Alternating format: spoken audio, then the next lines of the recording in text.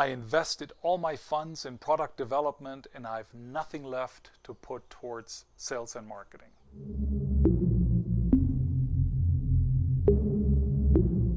As a sales leader and entrepreneur, those are the last words I want to hear. And yet, just over the past year, I've had several conversations with founders that almost verbatim included this statement. Now, every business is different.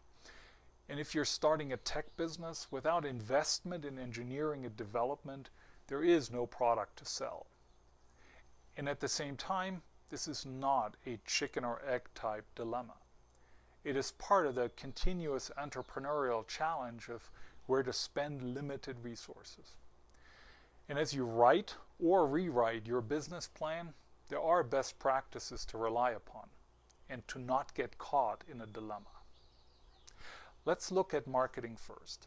The U.S. Small Business Administration recommends spending 7 to 8% of your gross revenue for marketing and advertising if you're doing less than $5 million a year in sales.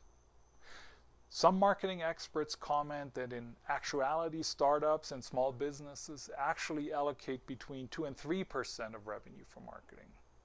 Still, other experts suggest a range between 1 and 10%, depending on how long you've been in business and how competitive your market is.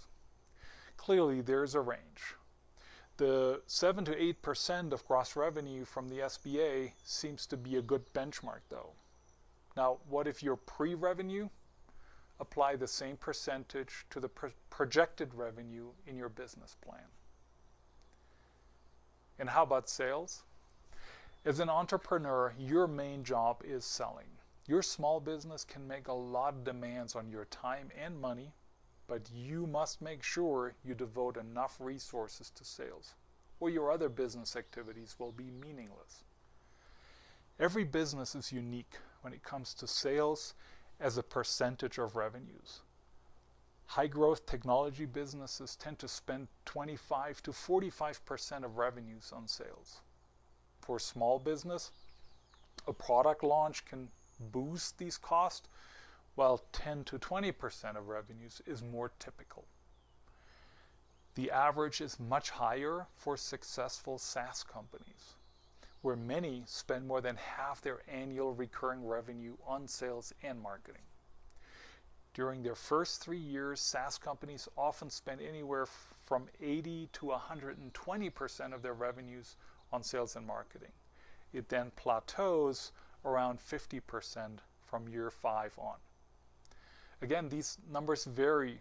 The consistent element, however, is the significance of sales cost as a percentage of revenue or projected revenue. And keep in mind, the point of spending on sales and marketing is not for the sake of spending. It serves a purpose. It serves to achieve the revenue and profitability goals set in the business plan. Whatever approach you take, build a plan that includes investment in sales and marketing. Avoid a dilemma. Contact us to find out how interim or fractional sales leaders can help.